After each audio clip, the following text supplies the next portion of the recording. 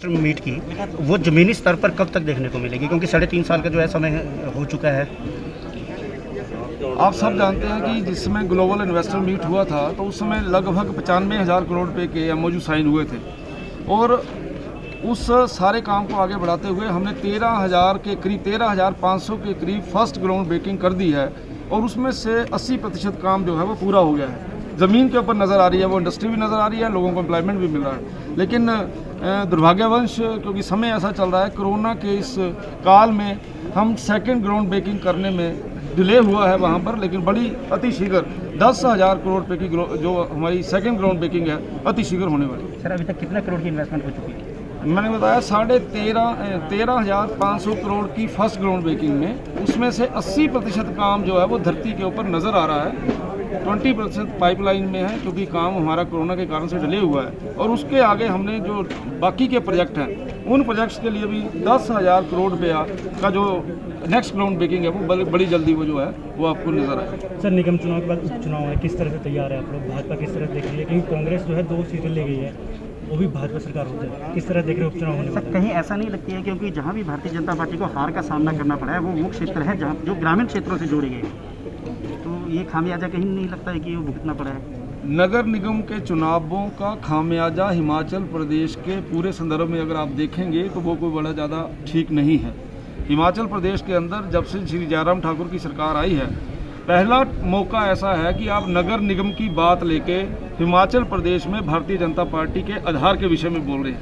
मेरा इसके बारे में ये कहना है कि सरकार बड़े अच्छे तरीके से चल रही है और आपने ये देखा भी है, ये जहाँ जहाँ हमारे चुनाव हुए हैं, चाहे वो अभी सोलन का विषय है, सोलन में जो रिजल्ट आए हैं उसमें भी एक कह सकते हैं एक अच्छा कंपटीशन हुआ है।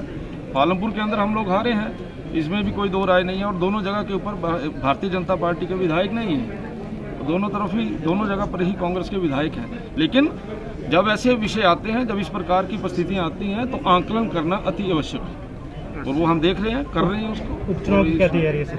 उपचुनाव की तैयारी पूरी है और जीतेंगे। सर, जैसा कि कल इंद्रनाथ सोफा जी ने भी प्रेस कॉन्फ्रेंस की थी, उन्होंने कहा था कि जो दल बदल कानून है ये बहुत कमज़ोर बनाया गया है, तो ऐसे में नहीं लगता कि ये सिर्फ एक आईवाश है और जो फिर भी जो है क्रॉस वोटिंग होगी, जो जिस उद्देश्य से बनाया गया था वो बिल्कुल ज़मीनी स्तर पर? जिस समय कोई कायदा कानून बनता है उसमें कमियां पेशी होती हैं, जो कमियां पेशी आप लोग बता रहे हैं उसको रेक्टिफाई करेंगे, ठीक करेंगे। इसका मतलब ये नहीं है कि जो कानून बनाया गया है उसका कोई मायना नहीं है। अगर उसमें कहीं लगता है कुछ कमी है उसको ठीक करेंगे, इम्प्रूव करेंगे।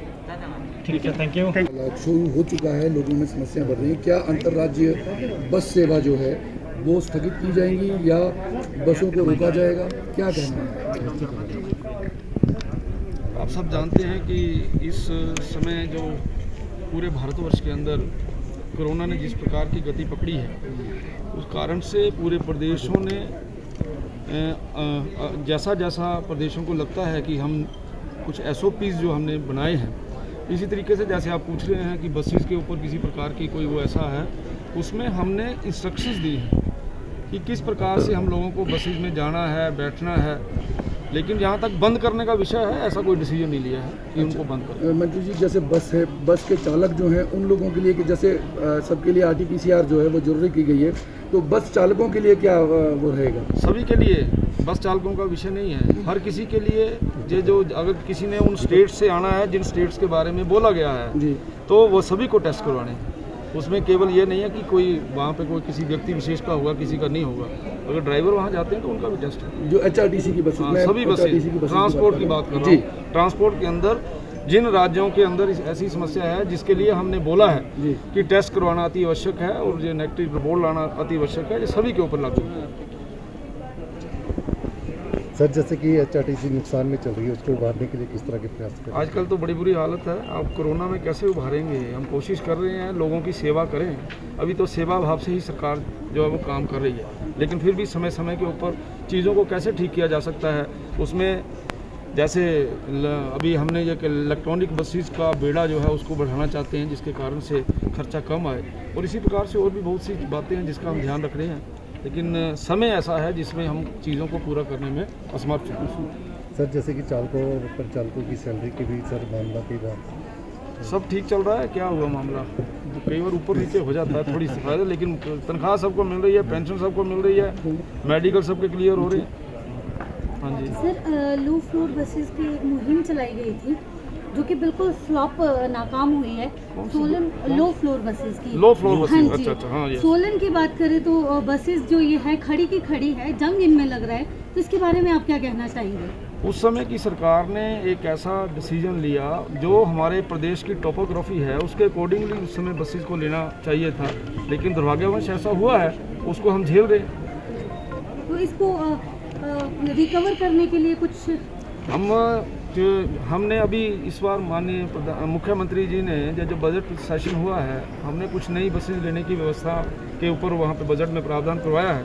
मुझे ऐसा लगता है जहाँ जिन रूट्स के ऊपर वो बसेज नहीं चल पाएंगी वहाँ पर हम दूसरी बसेज को वहाँ चलाएंगे। सर कर्मचारियों का यह कहना है जब वेतन या तो फिर प्रमोशन के लिए कहा जाता है तो उनकी ट्रांसफ़र कर दी जाती है, ना कि वेतन बढ़ाया जाता है और ना ही उनकी प्रमोशन की जाती है। तो ऐसे में क्या किया पर्टिकुलर ऐसा केस कोई है तो बताओ मेरे को, मैं अपने आप पता कर लूँगा। ऐसा कहीं नहीं है पूरे प्रदेश के अंदर कि अगर कोई व्यक्ति कहे कि मेरी प्रमोशन करनी है और उसकी ट्रांसफ़र कर दी जाए।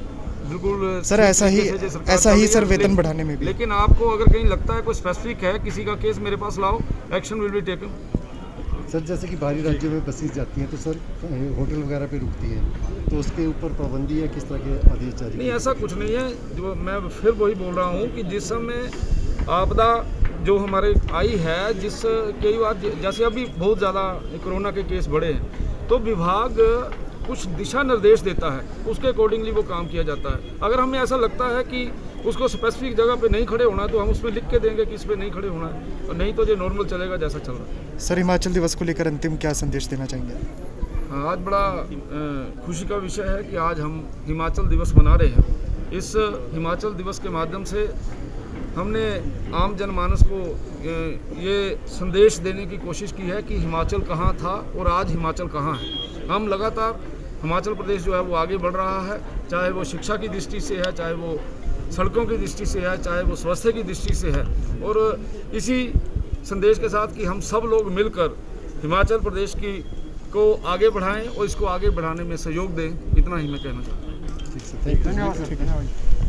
हमसे जुड़े रहने के लिए हमारे YouTube चैनल को सब्सक्राइब करें और नई वीडियो की नोटिफिकेशन के लिए बेल आइकॉन को दबाएं।